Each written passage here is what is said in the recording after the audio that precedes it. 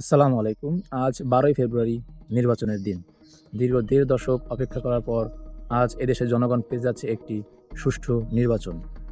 সকলকে নির্বাচন মোবারক।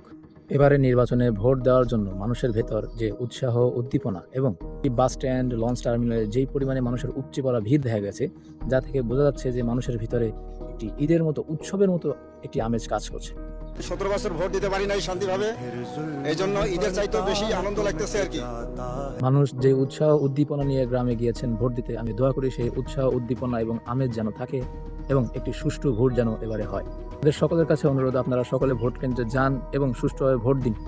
এবং সাথে সাথে যদি কোনো কেন্দ্রে কোনো ধরনের কোনো অপ্রীতিকর অবস্থা দেখতে পান, সাথে সাথে তা ভিডিও করে প্রচার করুন।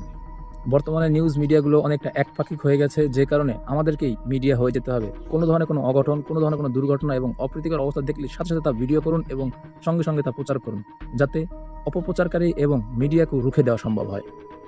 সকল ভোটারের কাছে আমার অনুরোধ থাকবে, ভোট কেন্দ্রে যাওয়ার পূর্বে অবশ্যই চেক করে নেবেন আপনার ফোনে পর্যাপ্ত পরিমাণে, অর্থাৎ ফুল চার্জ করে নিয়ে যাবেন, যাতে কোনো ধরনের কোনো ঘটনা দেখলে সেটা সাক্ষী আপনি হতে পারেন এবং আমাদেরকেও সেই সাক্ষী করতে পারেন।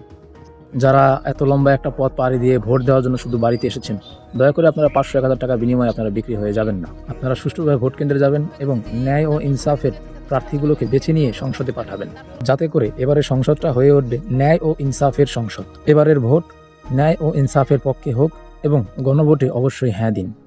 এভাবেই ১২ই ফেব্রুয়ারির নির্বাচনের দিন শেষ হয়ে যাবে এবং পরবর্তীতে ১৩ই ফেব্রুয়ারি হয়তো কোনো দল, যে দলই হোক, সরকার গঠন করবে। আপনারা যারাই আসুন ক্ষমতায়, আপনাদের কাছে সর্বপ্রথম চাওয়াই হচ্ছে হাদিবের বিচারটা আপনারা করেন। অ্যান্ড আজকে রিমেম্বার ডে 62, এই ক্ষমতায় আসেন, আপনাদের কাছে প্রথম আশা হচ্ছে আপনারা অ্যাটলিস্ট হাদিবের বিচারটা করেন।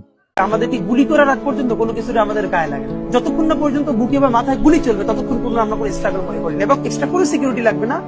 শুধু আমাদেরকে যদি কেউ গুলি করে মেরে ফেলে তাকে যেন ধরে বিচার করা হয়। আপনি যদি আজকে আমাকে, জাবেরকে, আমাদের টিমকে মেরে ফেলেন এবং তার যদি বিচার করতে না পারেন, তাহলে নতুন কেউ জন্মাবে না। শুধু এই জন্য তার বিচার করে ফেলতে হবে, আর কিছু স্পেশাল সিকিউরিটি লাগবে না।